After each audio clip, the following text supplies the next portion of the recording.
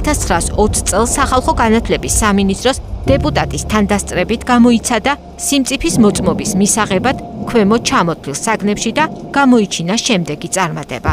ქართულ ენასა და სიტყვიერებაში სრულიად საკმარისი, რუსულ ენაში საკმარისი, ფრანგულ ენაში შეფასება არ არის, გერმანულ ენაში საკმარისი, ფილოსოფიურ პროპედევტიკაში საკმარისი, სამართლის მეცნიერებაში სრულიად საკმარისი, მათემატიკაში საკმარისი, მათემატიკურ გეოგრაფიაში სრულიად საკმარისი, ფიზიკაში საკმარისი, საქართველოს ისტორიაში სრულიად საკმარისი, სოფლიო ისტორიაში სრულიად საკმარისი, გეოგრაფიაში სრულიად საკმარისი, ბუნების მეტყველებაში სრულიად საკმარისი.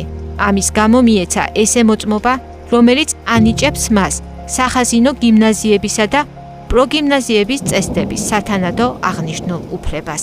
ატესტატი გაცემულია 1920 წლის 20 ივლისს. ხელს აწერენ უმაღლეს და საშუალო სასწავლებელთა მთავარ გამგე და მდივანი. დოკუმენტი დაცულია საქართველოს ეროვნულ არქივში.